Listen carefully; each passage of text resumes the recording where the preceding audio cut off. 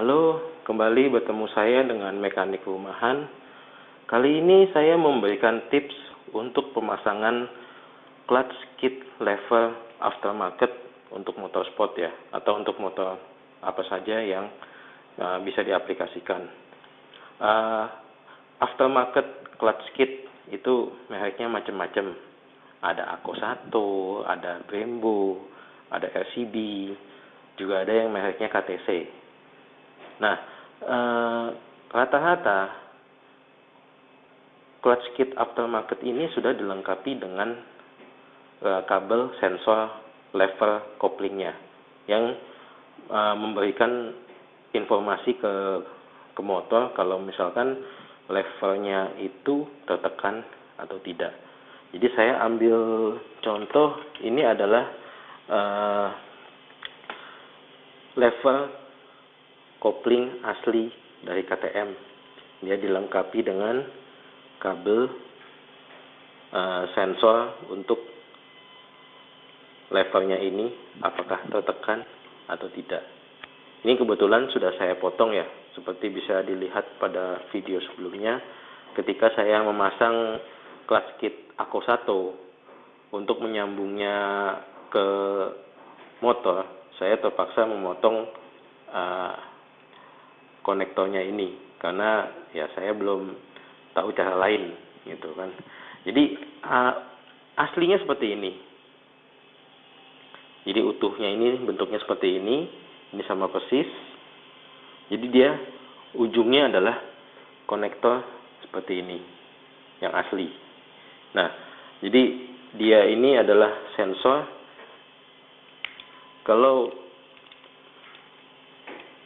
kita lihat di bagian sini dan ketika levernya digerakkan, ini bisa terlihat ada pergerakan. Jadi ini semacam sensor apakah posisinya tertekan atau bebas. Biasanya motor-motor baru ya dilengkapi dengan sensor supaya memastikan ketika motornya masuk gigi itu tidak bisa di starter karena bisa berakibat merusak mesin atau mengakibatkan kecelakaan pada ridernya.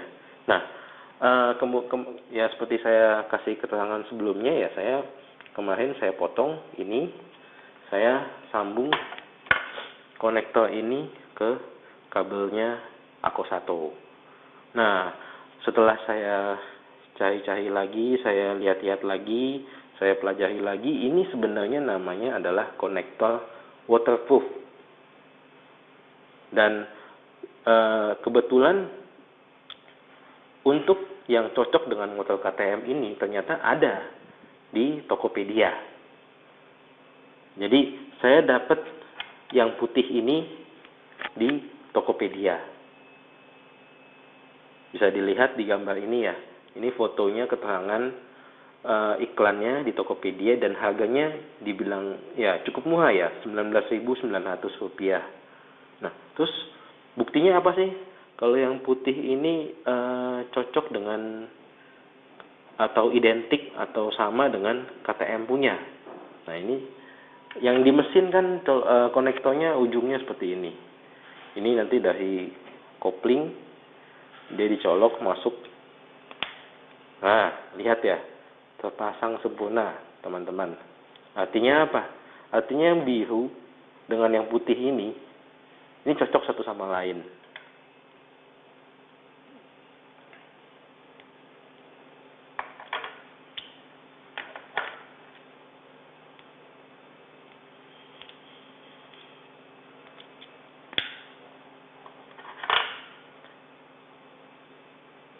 Nah, jadi kan yang Ako 1 punya dan aftermarket lainnya kalau kita beli, ya kebetulan yang Ako 1 ya bentuknya seperti ini ya.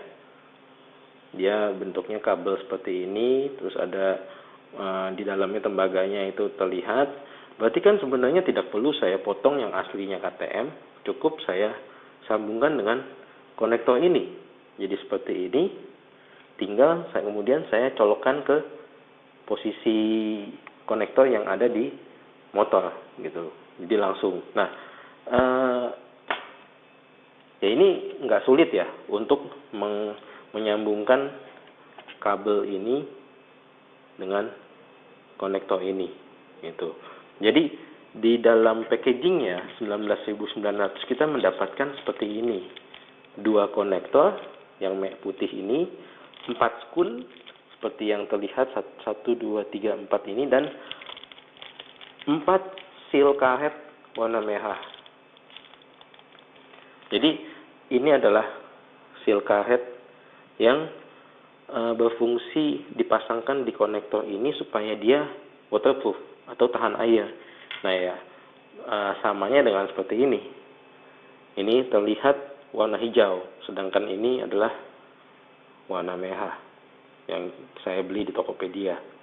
Ya, jadi kalau kita mau lebih rapih lagi ya tinggal kita rakit ujung kabel ini dengan konektor ini. Tidak sulit. Caranya ya cukup ini sebelum dicolokkan ke sini ya, ini dimasukkan, ini dikupas dulu, dimunculkan dulu tembaganya. Kebetulan yang ini sudah saya potong. Sebelum ditancapkan dengan skunnya, dimasukkan dulu yang merah ini. Karena nanti kan dia fungsinya adalah setelah dicolok sini, yang merah ini digeser supaya masuk ke dalam lingkaran ini. Nah, kemudian kita pakai yang skun model ini. Karena yang ada di motor ini adalah skun yang model pipih. Sedangkan yang di kabel ini sama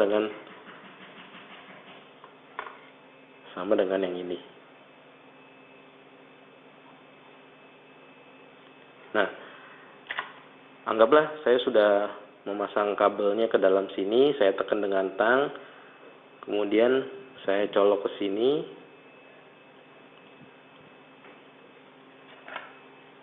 Masukkan saja. Ya, ini kan nggak ada kabel. Nah, terus tiba-tiba saya melakukan kesalahan, atau saya lupa memasukkan seal karet merah ini. Kebetulan saya punya alat seperti ini. Ini namanya alat untuk mendorong skun supaya bisa lepas.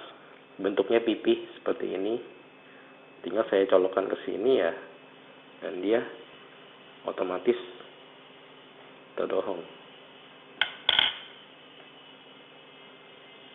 Itu. Ini alat dijual bebas ya, bukan yang nggak dijual bebas. Dan harganya yang murah, ini mungkin 4.000 atau berapa lah. Yang pasti tidak mahal. Nah, jadi kita kesimpulannya ya, pertama ya, kita dengan konektor ini yang harganya tidak mahal, kita bisa membuat tampilan motor kita seperti orisinilnya gitu. Meskipun kita menggunakan clutch kit aftermarket dengan cukup membeli konektor ini. Nah, kemudian saya ada satu tips lagi supaya ketika kita memasang aksesoris kelistrikan itu tampilannya lebih rapi.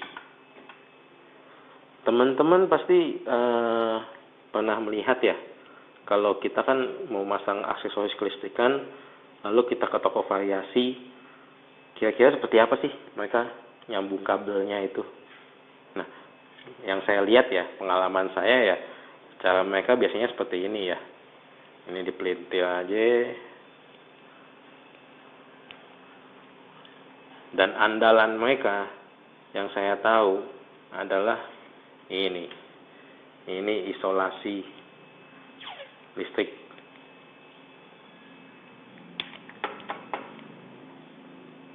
Kemudian mereka rapihkan seperti ini.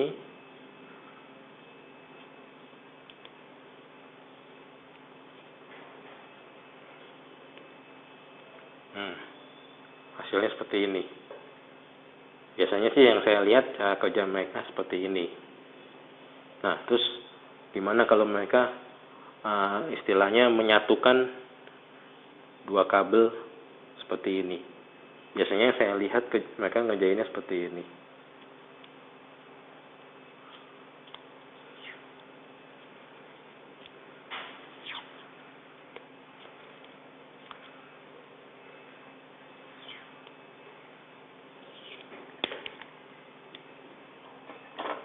seperti ini ya. Nah, kalau saya lebih prefer menggunakan yang namanya selongsong baka, seperti yang sudah saya tunjukkan di video sebelumnya. Jadi kebetulan saya punya yang warna bening seperti ini, jadi saya bisa menunjukkan seperti apa sih yang terjadi kalau saya menggunakan selongsong baka. Ini kan anggaplah ini saya sedang menyambung dua kabel.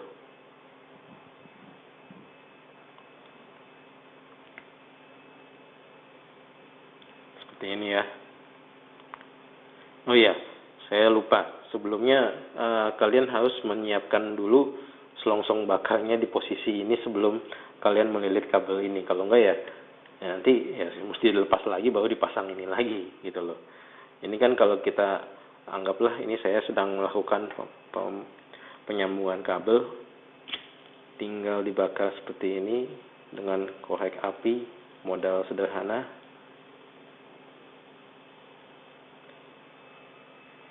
Lihat teman-teman,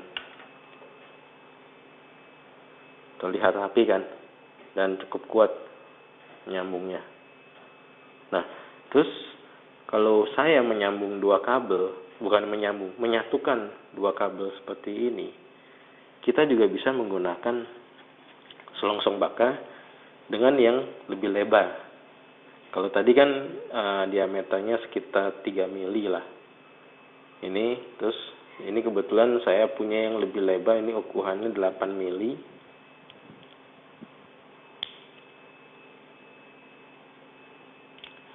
Caranya juga sama.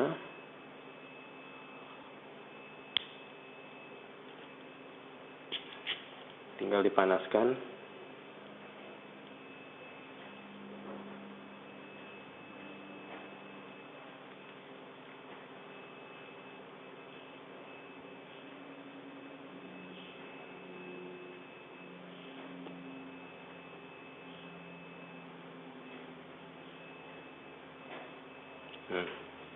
Kelihatan kan lebih rapi daripada hasil kalau mereka menyambung atau menyatukan dua kabel dengan cara menggunakan isolasi yang hitam ini. Nah, cara ini juga saya pakai ketika saya selesai menyambung kabel dari KTM ini, konektor KTM ini ke kabel aftermarket. Jadi sebelum saya sambung dengan kabel,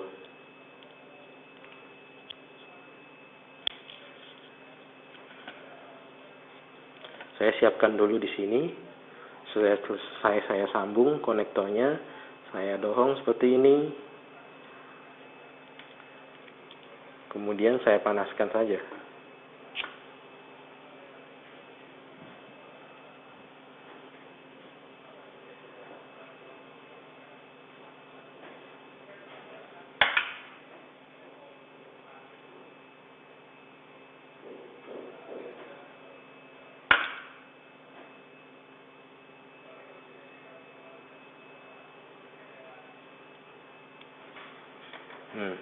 Kalau pakai cara seperti ini kan terlihat lebih rapi ya.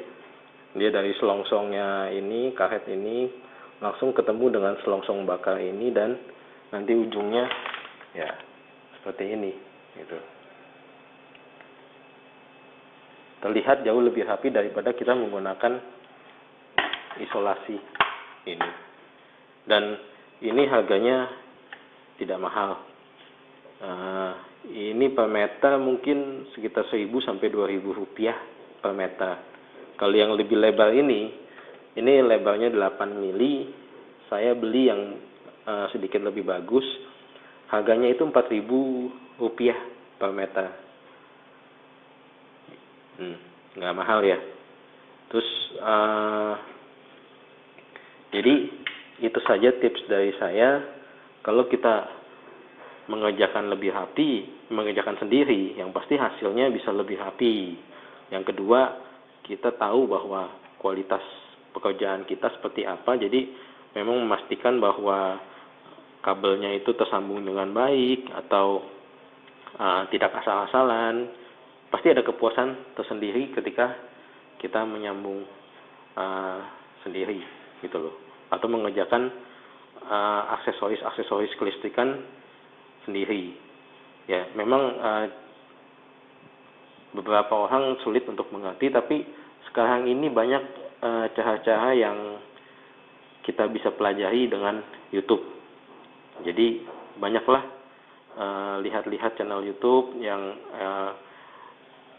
kayak contohnya kayak bagaimana sih cara menyambung dua kabel. Itu di YouTube itu banyak sekali ilmu-ilmu yang bisa kita pelajari.